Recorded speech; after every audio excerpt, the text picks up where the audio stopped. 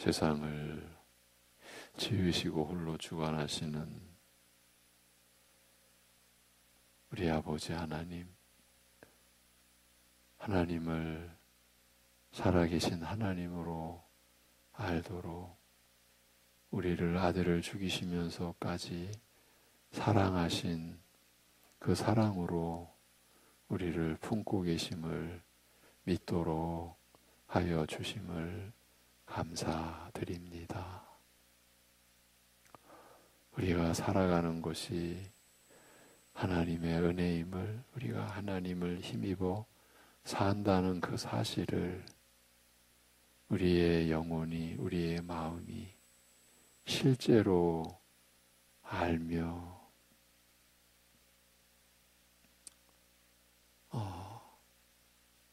그것이 얼마나 우리에게 복되고 감사한 일인지를 오늘도 우리가 하루를 살아가면서 더 깊이 그 하나님의 은혜를 실제로 깨닫는, 그래서 그 은혜에 참여하고 감히 그 은혜를 누리며 산다는 고백을 할 수 있는 하루를 살아갈 수 있게 하여 주시옵소서.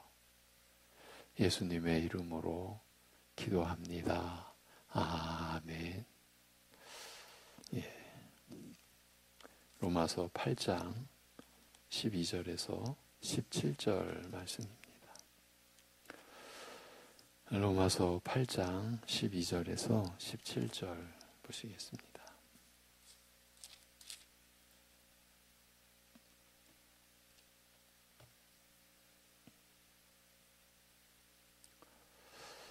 네, 12절에서 17절 같이 보십니다. 그러므로 형제들아, 우리가 빚진 자로 돼 육신에게 져서 육신대로 살 것이 아니니라. 너희가 육신대로 살면 반드시 죽을 것이로되 영으로서 몸의 행실을 죽이면 살리니, 무릇 하나님의 영으로 인도함을 받는 사람은 곧 하나님의 아들이라. 너희는 다시 무서워하는 종의 영을 받지 아니하고 양자의 영을 받았으므로 우리가 아빠, 아버지라고 부르짖느니라. 성령이 친히 우리의 영과 더불어 우리가 하나님의 자녀인 것을 증언하시나니, 자녀이면 또한 상속자, 곧 하나님의 상속자요 그리스도와 함께 한 상속자니, 우리가 그와 함께 영광을 받기 위하여 고난도 함께 받아야 할 것이니라. 아멘.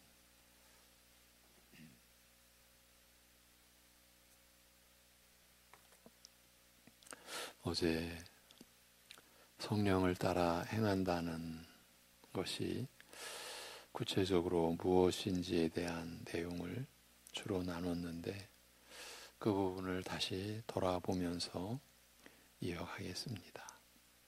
성령을 따라 행한다는 것은 성령의 다스림과 그 질서를 따라 행하는 것을 뜻한다고 말할 수 있을 것입니다.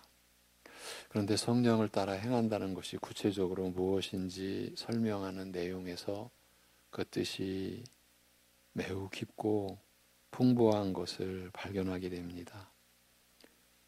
우리 신자가 성령을 따라 살아간다, 행한다는 것은 우리 신자가 성령 안에 있는 것, 성령에게 속한 것과 연결이 되며, 우리가 성령에 속하여 그의 다스림과 질서 안에 있는 것은 성령께서 우리 안에 영원토록 거하시는 그의 내주하심과 연결되어 있고, 이것은 우리가 그리스도에게 속하여 그의 영을 소유하게 된 것과 연결되며, 이것은 또다시 그리스도께서 우리 안에 계신 것과 연결된다고 말합니다. 이게 사람의 말이 아니라 우리가 로마서에서 보아왔던 하나님의 말씀입니다. 그래서 우리 신자가 죄와 죽음의 법에서 벗어나는 영적 자유는 이처럼 아버지와 아들 그리고 성령과의 인격적인 관계와 영적 동거와 교통 등과 두루 광범위하게 연결되어 있으며 이런 가운데서 이루어지고 누리는 일인 것입니다. 이를 한마디로 간단하게 표현하되 성령께서는 의로 말미암는 생명이시라고 말합니다만 그리스도께서 이루신 의로 말미암아 성령께서는 죄로 죽은 우리를 살리시며 성령의 이런 생명의 역사로 말미암아 우리는 죄와 죽음에서 벗어나는 영적 자유를 누리는 것입니다. 이 일을 가리켜 처음에는 성령을 따라 행하는 일이라, 즉 성령의 질서와 다스림을 따라서 행하는 일이라고 하였습니다만 오늘 말씀에서는 성령으로 몸의 행실을 죽이는 일이라고 표현하고 있습니다.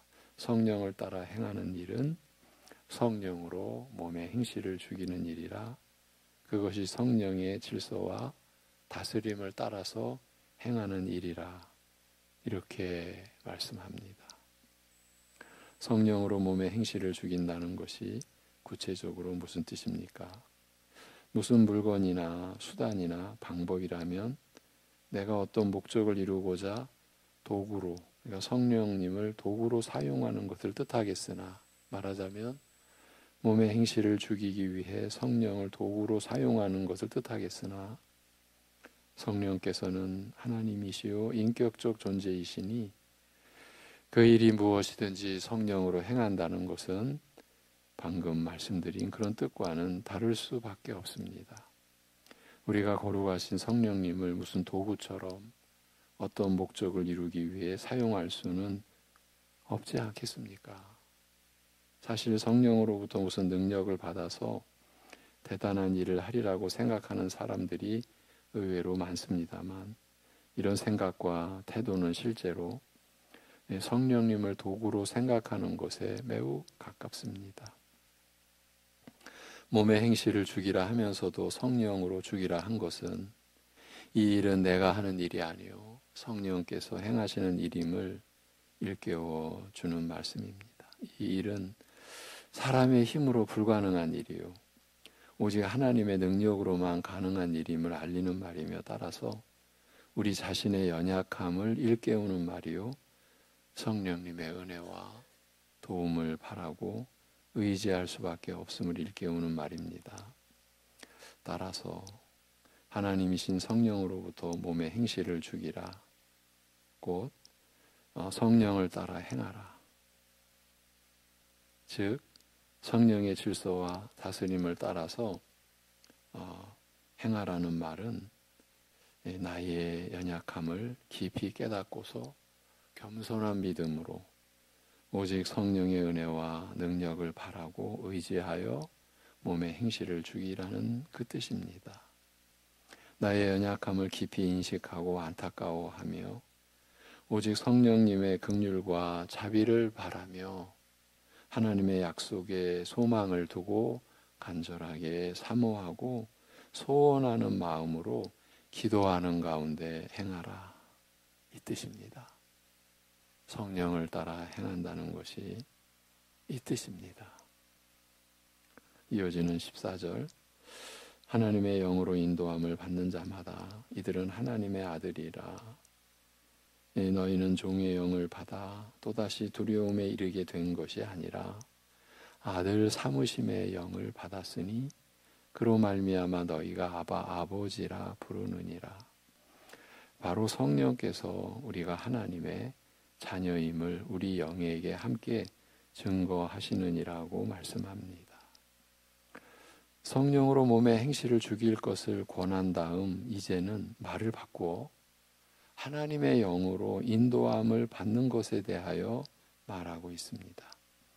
성령으로 몸의 행실을 죽이라 하니 내가 이 일의 주체가 되어 내 뜻과 결심과 의지와 능력으로 행하는 능동적이고 적극적인 일처럼 들리기 쉬우나 실제로 그 일은 성령을 따라 행하는 그 일, 성령으로 몸의 행실을 죽이는 그 일은 성령으로 인도함을 받는 수동적인 일이라는 것을 일깨우는 말씀입니다. 성령께서 내 마음과 길을 인도하시는 것을 겸손히 순종하여 따르는 것임을 알리고 있는 것입니다. 그리고 성령으로 인도함을 받는 이 일이 얼마나 귀중한 일인지 일깨우되 성령의 인도하심을 받는 자는 하나님의 아들, 이제 하나님의 자녀라는 것을 대표적으로 대표성을 이제 드러내고 부각시켜서 하나님의 아들이라고 말합니다. 이제 앞으로 계속 하나님의 아들이라고 제가 말씀을 전할 때에 하나님의 자녀라는 그 개념과 함께 받으시면 되겠습니다. 말하자면 성령의 인도하심을 받는다는 것은 하나님의 아들로서 누리는 귀중하고 복된 은혜와 특권이라는 뜻입니다. 이 내용을 좀 더 자세히 설명하기를 15절에서 너희는 종의 영을 받아 또다시 두려움에 이르게 된 것이 아니라 아들 삼으심의 영을 받았으니 그로 말미암아 너희가 아바 아버지라 부르느니라고 말합니다. 영을 받았다라고 말함으로 성령의 인도하심을 받는 것은 우리 신자가 하나님으로부터 성령을 받은 것과 관련이 있음을 알 수 있습니다. 하나님으로부터 성령을 받았다, 곧 성령의 인도하심을 받는다. 이 밀접한 관련이 있음을 알 수 있습니다. 그리스도를 믿는 자에게 선물로 주신 성령, 사도행전 2장 38절의 말씀이죠. 우리 신자가 받는 이런 선물, 그리스도를 믿는 자에게 선물로 주신 성령, 그리스도께서 아버지께 구하여 믿는 자에게 주어 영원토록 그 안에 거하시게 한 성령, 이처럼 하나님으로부터 성령을 받은 자로 하여금 그 성령의 인도하심을 받게 한다는 뜻입니다. 그리고 이처럼 성령을 주어 그 안에 영원토록 거하시게 한 이 일은, 즉 우리가 하나님으로부터 성령을 받은 것은 종의 영을 받은 것이 아니라 하나님의 아들로서 누리는 특권으로 받은 것이라고 말합니다. 말하자면 우리를 종처럼 두려움에 떨게 하고자 성령을 주신 것이 아니라 우리를 아들로 삼으시고 아들의 신분으로 누리게 하신 특권으로 성령을 주셨다는 뜻입니다.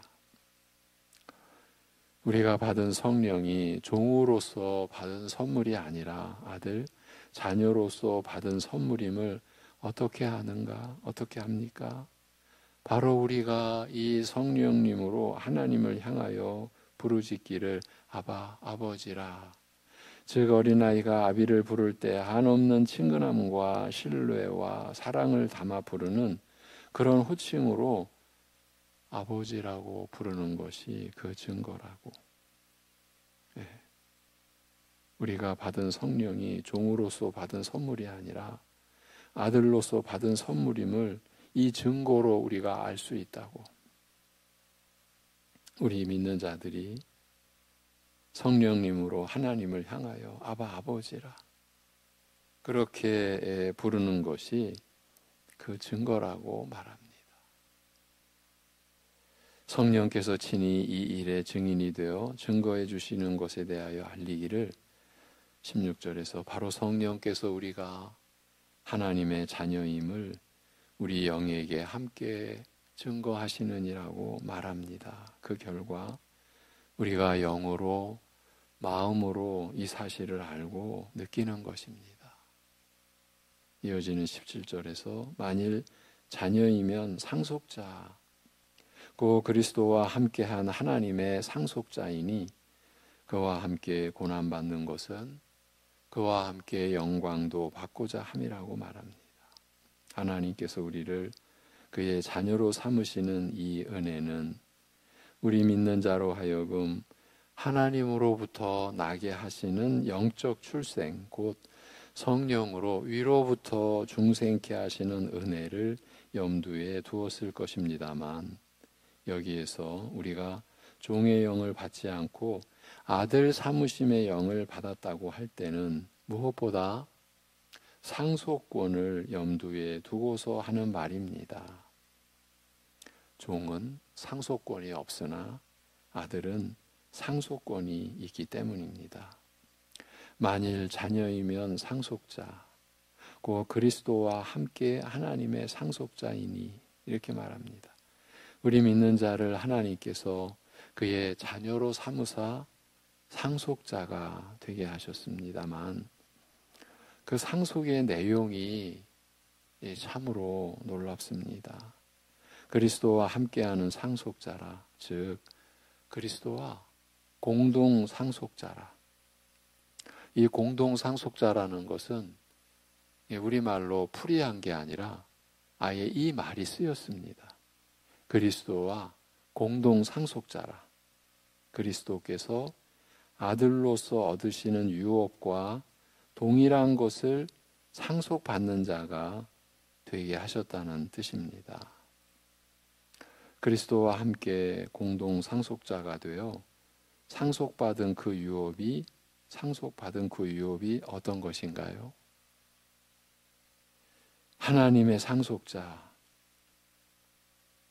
곧 하나님을 유업으로 얻는 그런 상속자라고 밝힙니다. 여기서 하나님의 상속자라고 할 때 이 표현은 하나님을 유업으로 상속하는 자라는 뜻이기 때문입니다. 그러니까 하나님의 상속자, 이 소유격을 여기서는 목적격 소유격이라 이제 굳이 이제 문법적인 표현을 빌리자면 목적격을 나타내는 소유격이라 이렇게 이해를 합니다. 문법적 기능입니다. 그래서 하나님의 상속자라는 표현은 하나님을 목적격이죠. 하나님을 유업으로 상속하는 자라는 뜻으로 우리가 보아야 하고, 그래서 그리스도와 함께 공동 상속자가 된 우리 믿는 자들이 받은 그 유업이, 그 약속이 어떤 내용인가 하면은 하나님을 유업으로 얻는 그런 상속자라고 밝힙니다. 우리가 받는 유업의 내용을 가리켜 하나님이시라고 말합니다. 언뜻 막연하고 그렇게 감격적이지도 않는 유업이라 여기기 쉽습니다만 이제 이럴 때 우리가 이렇게 표현을 하죠. 감당하지 못할 만큼 너무 큰 것이라면 우리는 그 실감이 나지 않지 않느냐. 실감이 나지 않는다. 우리가 그런 표현을 하죠. 여기가 적절할 듯 싶습니다. 그래서 언뜻 막연하고 그렇게 감격적이지도 않는 유업이라 여기기 쉽습니다만 만일 우리가 하나님을 얻는다면 그보다 더 큰 것을 바라겠으며 그 외에 더 필요한 것이 있겠습니까? 하나님을 얻는 것은 모든 것을 다 얻는 것이 아니겠습니까? 세상 것에 눈이 멀어 참으로 귀중한 것을 알아보지 못하는 우리의 영적 맹목 때문에 무덤덤하게 느껴지나 사실 그 뜻을 생각하면 헤아릴 수 없이 크고 귀중한 유업이 아닐 수 없습니다. 그리하여 하나님께서는 아브라함에게 이르시되, 이게 이제 창세기 15장입니다. 이 창세기 15장에 믿음의 의의 말씀이 결정적으로 드러나게 된 창세기 15장에서 그 시작이 아브라함에게 이르시되 내가 너의 심히 큰 상급이라고, 여기에 덧붙여진 말씀이 내가 너에게 방패가 되고 내가 너에게 심히 큰 상급이라고 하셨으며, 이스라엘과 언약을 맺으시면서 나는 너의 하나님이요, 너는 내 백성이라고 하셨습니다. 나는 너의 하나님이라. 그리고 너는 내 백성이라. 무엇보다 아들과 함께 공동으로 상속하는 유업이라고 한 것만으로도 가히 그 귀중함을 우리가 짐작해 들어갈 수가 있는데, 구체적으로 우리가 받는 유업이 하나님이시라고 말씀하시니 우리가 어찌 이 진리의 이 규모와 이 은혜를 우리가 감당할 수 있겠습니까?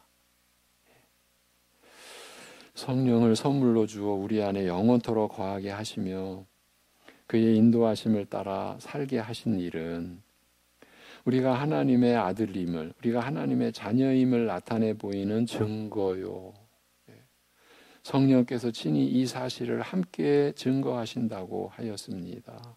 성령의 내주하심과 인도하심이 이와 같이 우리 신자가 하나님의 아들로 삼으신 바 되어 그리스도와 더불어 하나님을 유업으로 받는 공동 상속자가 된 것을 증명하는 증거와 보증이 되는 것을 두고 성경은 성령께서 우리 유업을 인치시는 보증이시라고 말합니다. 우리에게 그의 성령을 주신즉 우리에게 허락하신 이 귀중한 유업이 확실함을 보증하신 것과 같다는 뜻입니다. 그래서 에베소서 1장 13절 14절에서 보면 그 안에서 또한 믿어 약속의 성령으로 인치심을 받았으니 확실하게 보증하심을 받았다는 그 뜻이라고 했죠. 인치다. 이제 우리말로 말하면 도장을 누르다. 사인을 하다. 그렇게 그 안에서 또한 믿어 약속의 성령으로 인치심을 받았으니 이는 우리의 기업의 보증이 되사 이렇게 말씀하시는 거예요. 그러면서 그와 함께 고난 받는 것은 그와 함께 영광도 받고자 함이라고 말합니다. 그리스도 안에서 얻는 유업의 영광스러움을 알린 다음 그와 함께 고난 받는 것에 대하여 말한 것은 이런 유업을 받은 자로서 살아가는 신자의 삶이 수월한 것이 아니라 쉽고 간단하고 단순한 것이 아니라 고난의 삶임을 알리고자 한 것이라 할 수 있습니다.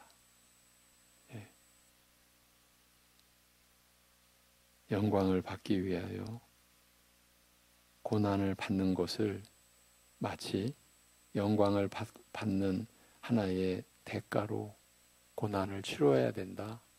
이런 뜻은 결코 아닙니다. 절대 아닙니다. 그렇게 이해하는 이들도 없지 않아 있습니다. 절대 그 성경을 그렇게 보시면 안 됩니다.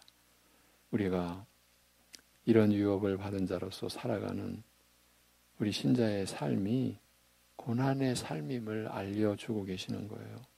부패한 육적 성품으로 말미암아 죄에 끌려다니는 비참한 고통에서 벗어나게 하시는 성령님의 역사로 인한 감격과 기쁨도 있으나 날마다 성령을 따라 행하는 삶이 성령님의 인도하심을 받는 가운데 몸의 행실을 죽이며 살아가는 신자의 삶이 참으로 어렵고 고달픈 삶임을 알리고 있는 것입니다.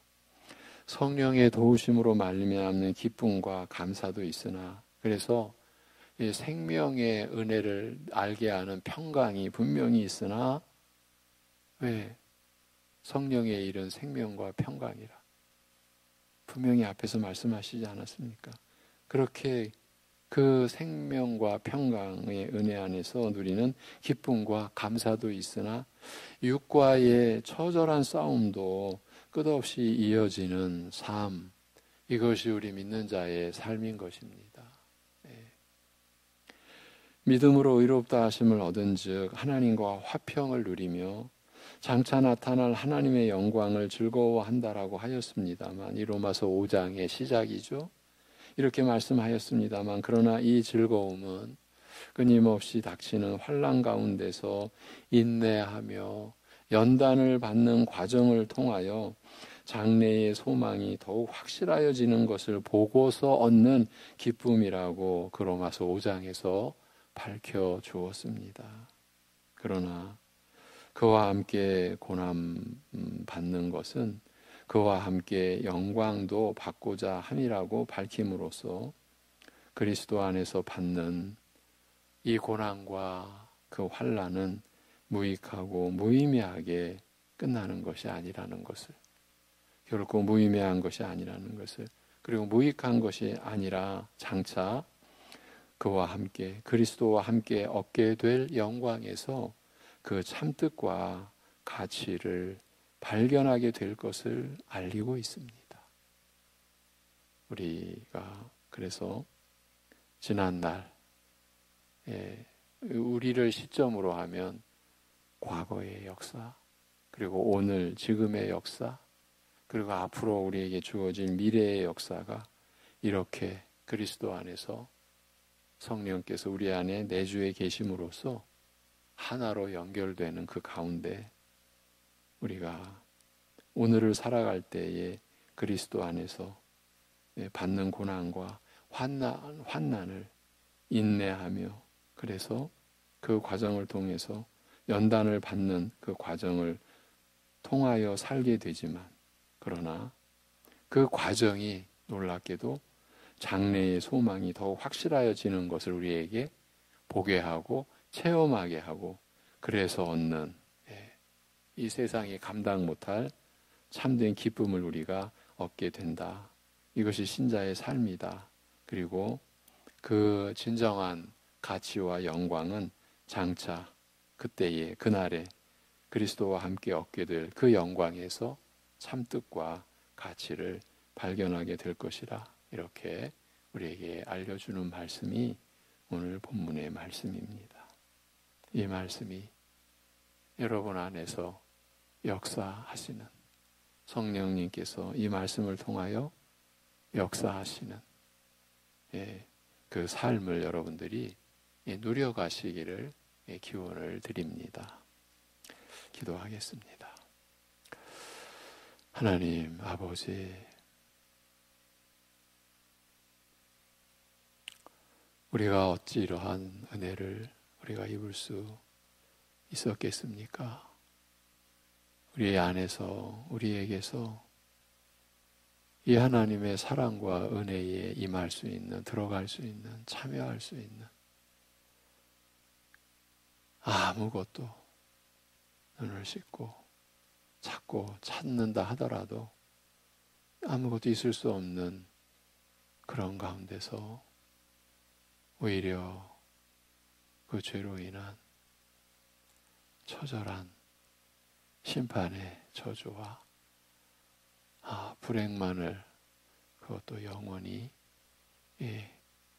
감당할 수밖에 없는 그러한 처지의 우리를 이렇게 긍휼히 여겨주시고, 이렇게 사랑하여 주시고, 그래서 이렇게 함께하여 주심을 성령께서 우리 안에 임하게 하셔서 영원토록 거하게 하시는 이만큼 우리와 함께하여 주시는 은혜를 우리로 하여금 깨닫도록, 받도록, 그리고 그 은혜를 누리도록 하여 주심을 감사합니다. 아버지 하나님, 이 은혜의 역사가 현실에 때로는 너무나 막막하고 짓누르는 그 고난의 그 무게에 어찌할 바 모르고, 그래서 심령이 무너지는 그런 가운데서도 우리 안에 내주에 계시는 성령님께서 생명의 역사를, 생명의 기운을 우리에게 또 새롭게 임하게 하여 주시고, 그리하여 하나님과의 화평을 누리는 그 평강에 거하게 하시는 그 역사를 우리에게 내려주시고, 오늘도 우리가 그 은혜 안에서 하나님 주시는 호흡의 능력으로 생명의 주인 되신 하나님을 의지함으로 살아가게 하여 주시옵소서. 아버지 하나님, 참으로 하루를 어쩌면 한순간도 못 감당할 만큼 무거운 심령, 그 아픔과 고통이 어떻게 설명도 안 되고 말로도 안 되고 어떻게 표현도 안 되는 그러한 아픔의 무게가 마음을 짓누르고, 우리의 어떠한 무엇으로도 어찌해 볼 수 없는 그러한 고통에 짓눌리는 심령 안에 아버지 하나님 이미 임하고 계시고 아니 영원토록 내주하시는 성령님으로 그리스도께서 그 안에 함께 하심으로 바로 그를 위하여 십자가에 못 박혀 죽으시고 사흘 만에 다시 살아나신 그 의와 그 부활의 생명의 역사로 그 심령을 주장하셔서 하나님의 평강을 맛보면서 그리하여 그 절망의 처절한 두려움을 떨쳐내고 극복해내고 하나님께 붙들림 받고 하나님의 지켜주시고 붙들어 주시는 그 은혜로 인하여서 오늘 살아가야 될 길을 또 오늘 감당해야 될 일들을 주님을 의지하여 주님의 능력으로 감당할 수 있게 하여 주시옵소서. 아버지 하나님, 우리가 이렇게 은혜를 구합니다. 아플수록 은혜를 구하고 답답하고 괴로울수록 은혜를 구하고 하나님의 긍휼히 여기심을 받고 때를 따라 도우시는 은혜를 받기 위하여 그 은혜의 보좌 앞에 나아가도록 약속하시고 그 약속대로 허락하신 줄을 믿고 이렇게 구하옵나니 탄식하는 심령들 속에 성령님 역사하여 주시옵고 오늘 우리가 나누고 받은 말씀으로 그 심령이 새롭게 되게 하여 주시옵소서. 예수님의 이름으로 기도하옵나이다. 아멘.